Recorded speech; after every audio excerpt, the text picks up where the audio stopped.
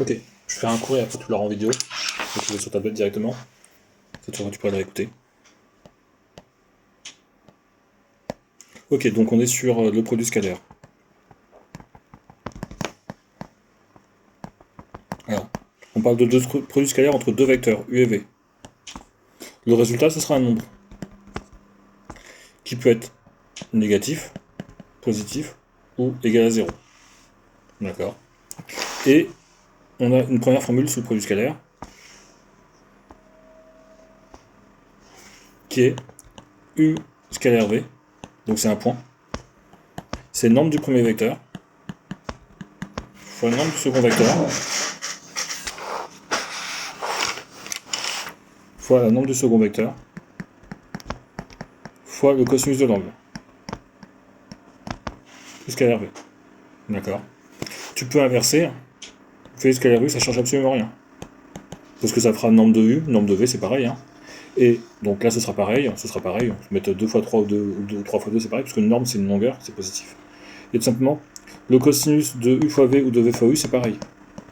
Puisqu'on avait vu déjà en trigonométrie que si je prends ici alpha et qu'en face je prends moins alpha, ils ont le même cosinus. Donc que tu mettes l'angle UV ou l'angle VU, c'est pareil. Je te fais un dessin. Supposons que j'ai le vecteur U qui est ici. J'ai le vecteur V qui est ici, je vais faire un peu plus long. Pour avoir l'angle entre U et V, je prends un point, je trace U et je trace V sur le même point. En rouge, l'angle UV et en bleu, l'angle VU. Mais quand on fera le cosinus de cet angle-là, VU ou UV, ce sera la même chose. Donc première formule, surtout à bien mémoriser, c'est celle-ci. On va dire c'est la formule de base du produit scalaire. Le produit scalaire d'un vecteur, c'est le nombre de U fois le nombre de V fois le cosinus de UV. Petite remarque, quand on veut la norme d'un vecteur, on le met comme ça. Parce que là, j'ai qu'une seule lettre. Mais si on veut la norme du vecteur AB,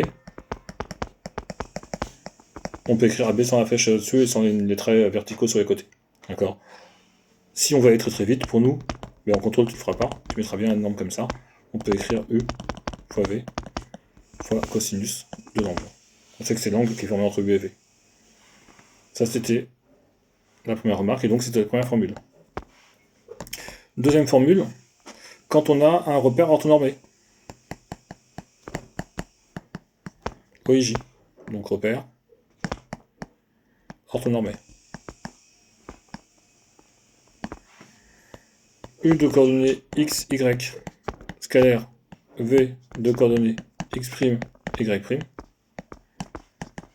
x plus y'. D'accord, c'est ça le produit scalaire. D'accord, on met les vecteurs en colonne, côte à côte, on fait ça fois ça, plus ça fois ça. On obtient le résultat du produit scalaire. D'accord, c'est un nombre, je rappelle, négatif, positif ou égal à 0. Avant de passer aux autres formules, on va faire quelques petites remarques. Il y a encore trois formules. Remarque, je peux faire U scalaire U. Ça fait le nombre de U, fois le nombre de U, fois le cosinus de l'angle. L'angle formé entre U et lui-même, c'est 0. Je vais lui mettre cos.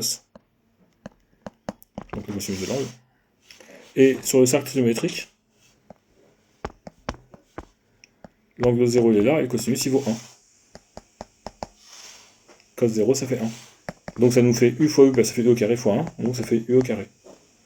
Alors, normalement on devrait écrire U scalaire U est égal à la norme de U au carré.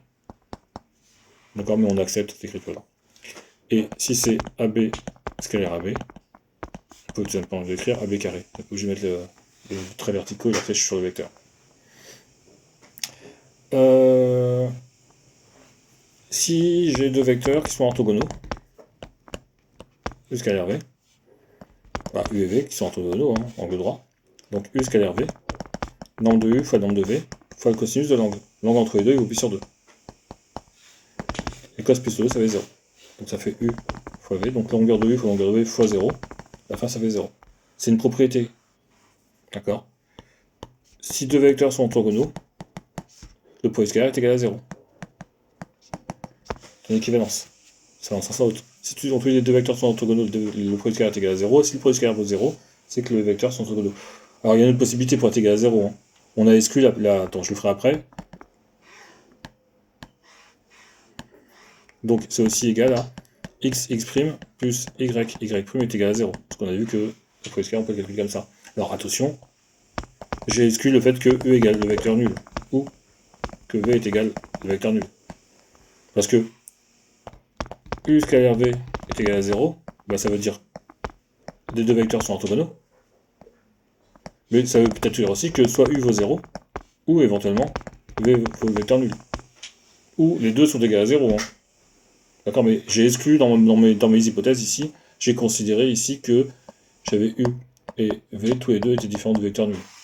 Mais si l'un qui vaut 0, qui est le vecteur nul, automatiquement le produit scalaire il vaut 0. C'est bon pour l'instant? Oui. C'est des choses que tu avais fait en classe? Oui. Après, il nous reste quelques formules sur le produit scalaire. Donc, formule 3. U scalaire V, c'est un demi, donc de norme de U au carré, plus norme de V au carré. Attends, comme ça. J'en mets un, je mets pas sur l'autre, tiens. Ça, c'est pour te dire, c'est vraiment la norme, c'est vraiment la même chose. Moins norme de U moins norme de V au carré. D'accord?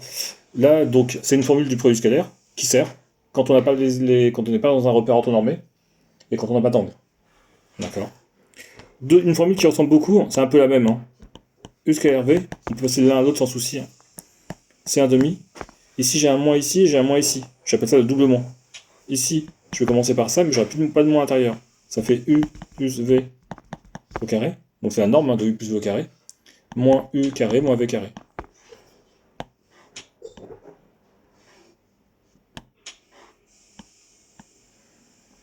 Ok, pour ça, je fais mon crochet. On verra comment les utiliser. Et il y a quatrième manière de faire le produit scalaire, c'est avec des projections. Donc, je prends deux vecteurs, U et V. On fera après des exemples. Hein. Et tout simplement, U scalaire V, je garde un des vecteurs, bah tiens, je vais garder U. Et à la place de mettre V, je mets son projeté. Projeté qui faisait un angle droit. C'est je projette U sur le vecteur V. J'appelle V projeté mon nouveau vecteur que j'ai créé. Et là, je fais mon produit scalaire avec les angles. Ça fait une norme de U fois la norme de V projeté fois le cosinus de l'angle entre les deux vecteurs. Là, l'angle il vaut 0. Ça fait nombre de U fois le nombre de V projeté fois 1. Voilà, c'est une autre formule. On va la rappliquer en exercice. Hein. D'accord. Donc là, c'est bon pour l'instant, c'est les choses que vous avez vues. Et ben on coupe alors.